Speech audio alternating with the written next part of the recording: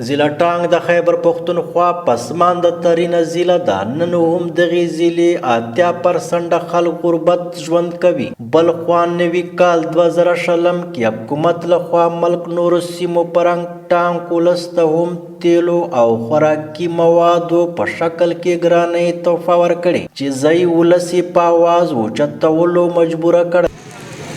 موږ د دغه حکومت نه دا توقع نه مو دا امید و چې دا کوم کار دوی شروع کړی دی.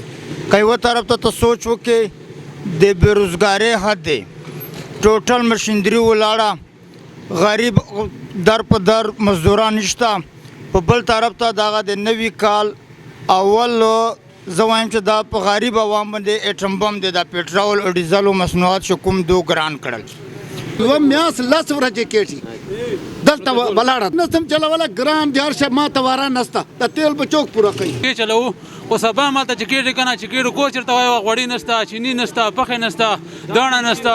موږ هغه چې داسې وکړو چې بس یو شی وکړو یو شی نه وکړو. اوس پرون مې هغه ختم و، سامان مې ختم و، په دې چې پاو غوړي وکړه، وریا غټ کور یا را پاو غوړي کوي، وریا په دې غټ کور یا را پاو غوړي کوي. هېڅ شی ته درک نه لګېږي، خلک لوږې مړېږي. قسم دی نه چې دا جاته به خلک راځي چې خلک په خودکشۍ کوي. ځایي ولس وینا تر مخه حکومت د ګرانۍ فیصله واپس واخلي او موږ ته د ریلیف راکړی شي. ایوب بیټنی، مشرق ټي وي، ټانګ.